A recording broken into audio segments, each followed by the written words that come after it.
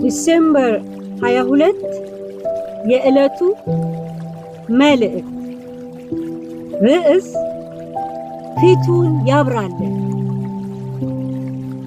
ለአሮንና ለልጆቹ ንገራቸው፣ የእስራኤልን ልጆች ስትባርኳቸው እንዲህ በሏቸው፣ እግዚአብሔር ይባርክህ ይጠብቅህም። እግዚአብሔር ፊቱን ያብራልን ይራራልህም። እግዚአብሔር ፊቱን ወደ አንተ ያንሳ ሰላምንም ይስጥህ። እንዲሁ ስሜን በእስራኤል ልጆች ላይ ያደርጋሉ፣ እኔም እባርካቸዋለሁ። ዘኍልቍ ምዕራፍ 6 ከቁጥር 23 እስከ 27። የእስራኤል ልጆች የእግዚአብሔርን ትድግና ከግብፅ ሲወጡ አይተዋል።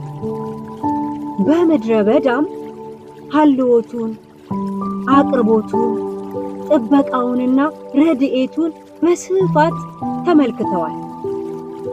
እንደዚህም ቢሆን መንፈሳዊ ነገር በቃኝ የማይባል ስለሆነ አገልጋዮቹ አሁንም የእግዚአብሔርን ስም በመጥራት ሕዝቡን እንዲባርኩ አምላካችን ቅዱስ እግዚአብሔር ሲያዝ እንመለከታለን። የባርኮቶቹ ይዘት ጥበቃ፣ ሀልዎት፣ ርኅራኄ እና ሰላም ናቸው።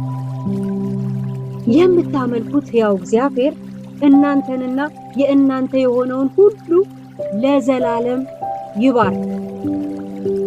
በበረከቱ የባረከን፣ በጽድቁ ያጸደቀን፣ በምሕረቱ የማረን፣ በሀልዎቱ ያረሰረሰን የክብር አምላክ እግዚአብሔር ለዘላለም ይባረክ።